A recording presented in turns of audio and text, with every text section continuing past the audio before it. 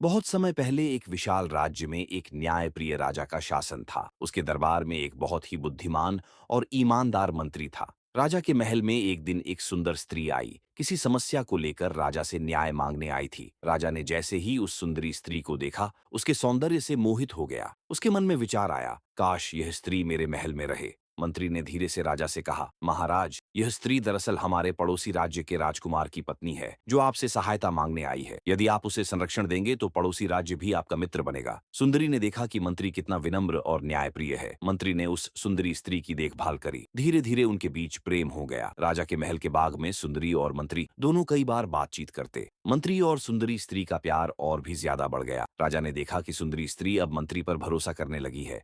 मंत्री की उपस्थिति में उसके चेहरे पर मुस्कान होती है। राजा को लगा, मैंने तो इसे पाने की सोची थी, मगर यह मंत्री से इतना निकट कैसे हो गया। उसके मन में ईर्ष्या और क्रोध दोनों जागा। एक दिन राजा ने दरबार में मंत्री को बुलाया और कड़े स्वर में कहा, तुम्हारी निष्ठा पर मुझे शक है। तुमने मेरी अतिथि पर अधिकार जमाया है। ये मेरे राजधर्म के विरुद्ध है। मंत्री ने शांत स्वर में कहा, महाराज, मैंने केवल उसकी रक्षा और सेवा की। अगर मेरा हृदय उसके प्रति कोमल हो गया तो वह मेरी कमजोरी नहीं, मेरी मानवता है। मैंने कभी भी राज्य या आपकी मर्यादा नहीं तोड़ी। लेकिन राजा क्रोध में था। उसने मंत्री को पद से हटाकर कारावास का आदेश दिया। सुंदरी को भी महल से निकालने को कहा। मंत्री को जब कारागार में डाला गया तो पूरे राज्य में हलचल मच गई। जनता मंत्री को ईमानदारी और न्याय के लिए जानती थी। लोग महल के बाहर इकट्ठा होकर नारे लगाने लगे।